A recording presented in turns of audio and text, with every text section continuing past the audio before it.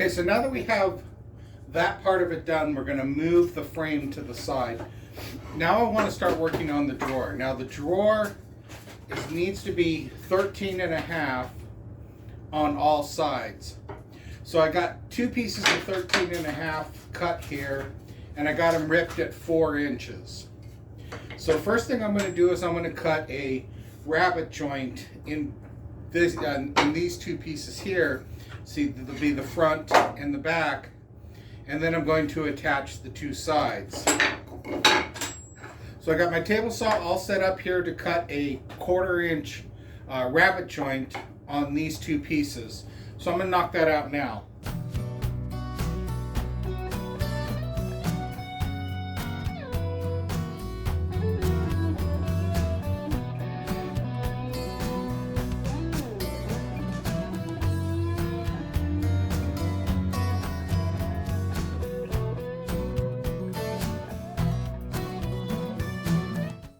So now that I have the rough cut, I'm going to take my chisel and finish up this part here. Just get this wood out of there. Okay, now that the chisel work's done, I'm going to go ahead and hit it with a little bit of sandpaper just to...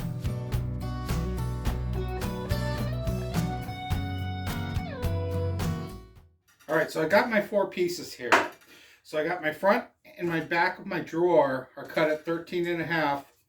The sides are cut at 12 and a half, and I have a 1/4 inch rabbet joint cut in the front and the back. So if my calculations are correct, I should have a nice 13 and a half inch drawer here. So now I'm going to put my drawer together. I'm going to put a little glue in each one of these rabbet joints, and I'm going to cross clamp it. Just like that. Then we'll throw a few brad nails in.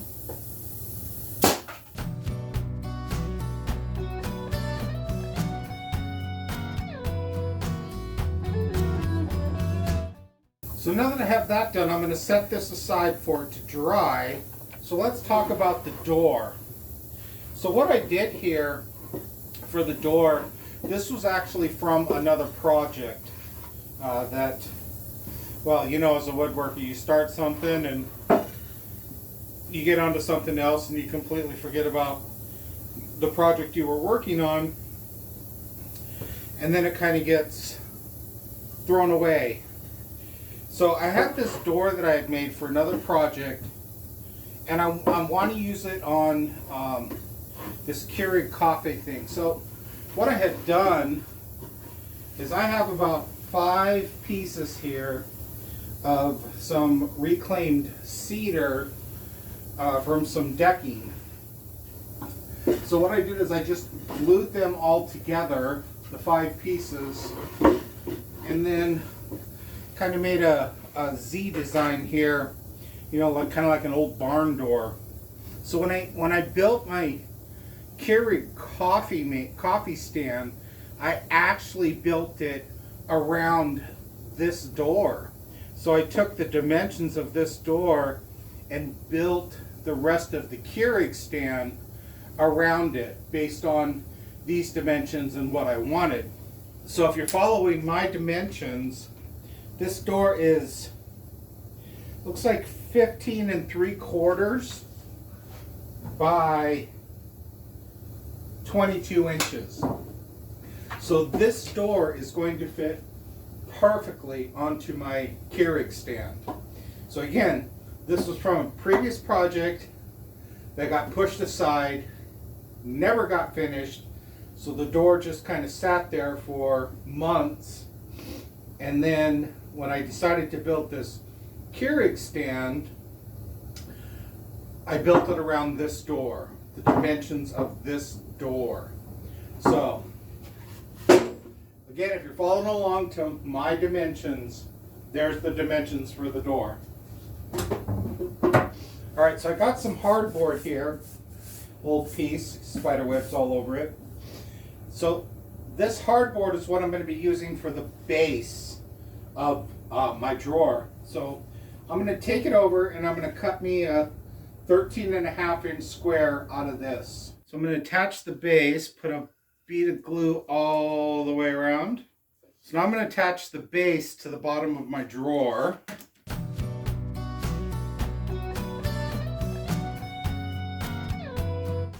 Now I'm noticing, if you can see it, I'm not completely square here. So I'm assuming my drawer is a little off. And that's an easy fix. So I'm just going to take a clamp.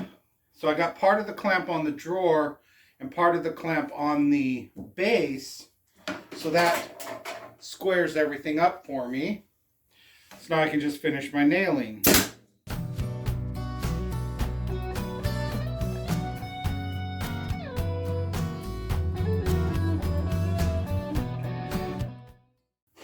Unless, of course, I run out of nails and I have to reload.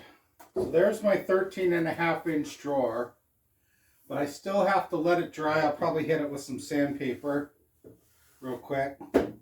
So I'm going to let that dry and then we'll come back. All right, so a couple things I had done off camera.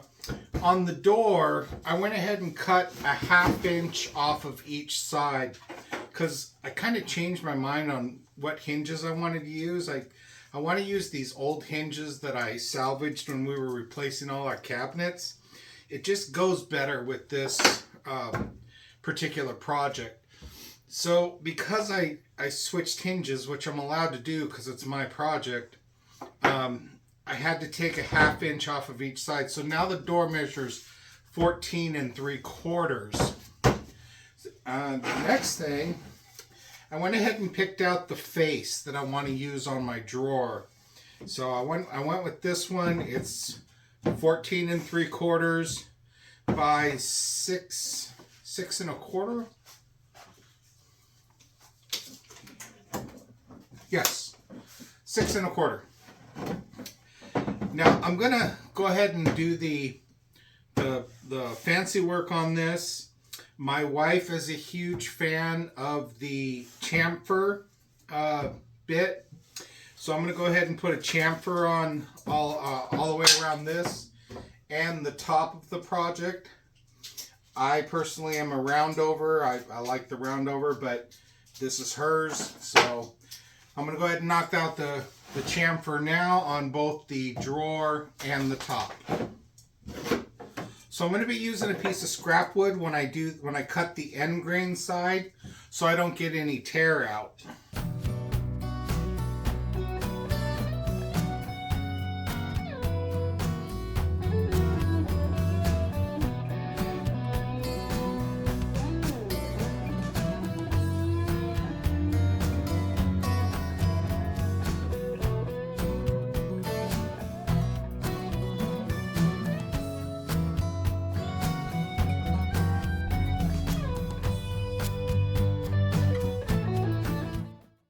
Alright, so I have the chamfer done. I'm going to go ahead and set these aside. So what I want to do first is I want to attach the door to the project and then use that to help me center up my drawer and my drawer face. Okay, so I'm going to attach my hinges, and instead of doing pilot holes, I'm just going to use a scribe to make the pilot holes that I need.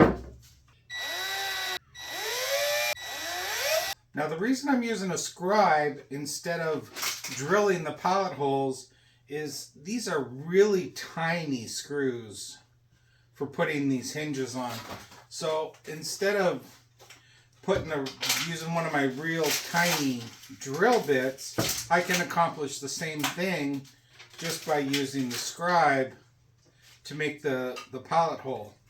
Makes life a lot easier. If the screws were bigger, I'd probably do a regular pilot hole. But like I said, these are so tiny.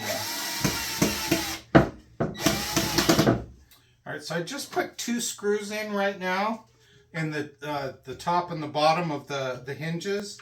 I'm going to go ahead and put all of them in, even though I'm going to be backing them all out, so that way when I go to my final assembly, the drill holes are already there and I don't have to worry about it. But usually when I'm sizing something up, I just put in like the top and the bottom. with one screw just to get it done. But I'm going to go ahead and have this ready to go. So now I want to attach these drawer slides. Now these are some older ones. These I actually salvaged from a old set of dresser drawers that my kids grew up with. So I don't really have a template to put these on.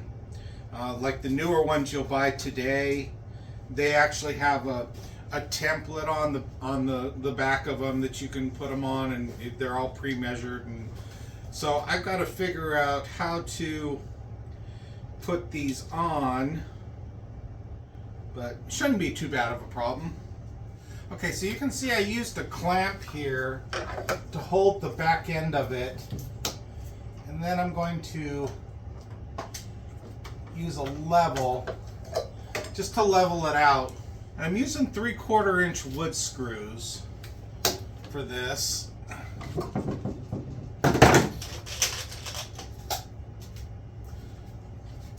It should be more than enough.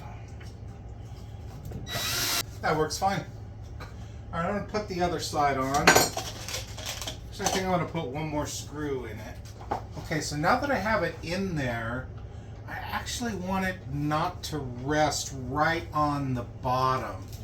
So I'm going to use about 4 playing cards to create a spacer on each side. I'm telling you, if you don't have a deck of playing cards in your shop, get some, because they make great spacers,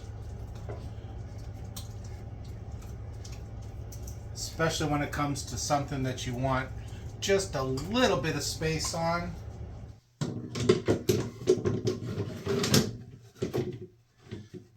All right, it took a while, but I finally got the drawer pulls mounted. Yeah, it was a nightmare. Like I said, the ones you buy now come with a template.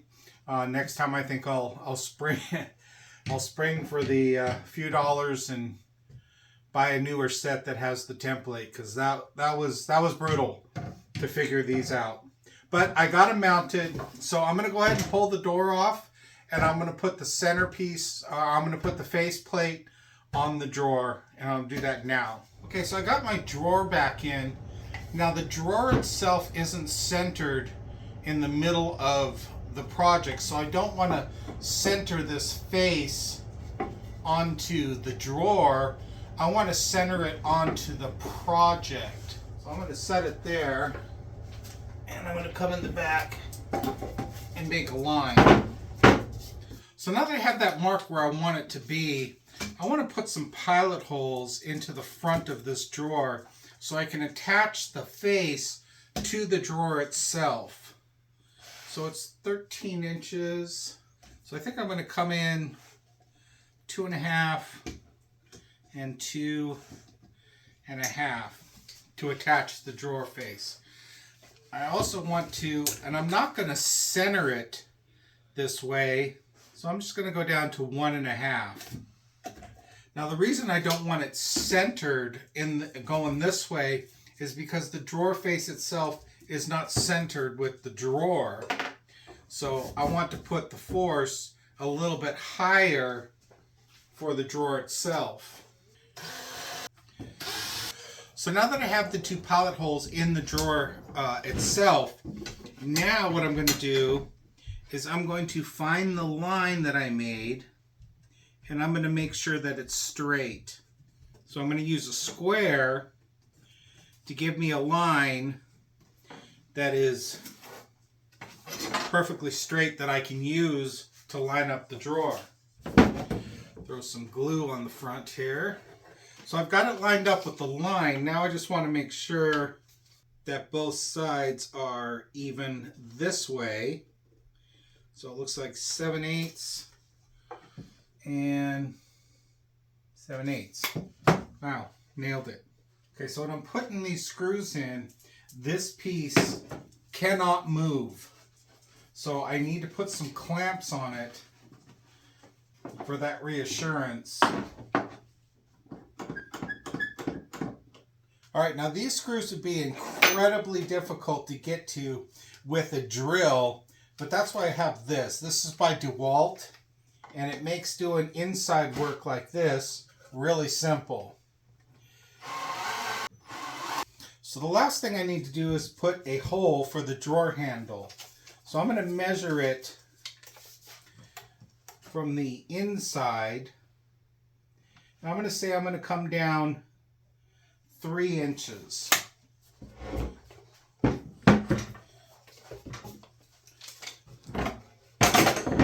So on the face, I'm going to measure down 3 inches and then find that halfway mark. So 14 3/4, that's 7 3/8 is the midpoint. So 1, 2, all right, so right there is where I want to drill the hole for my drawer handle.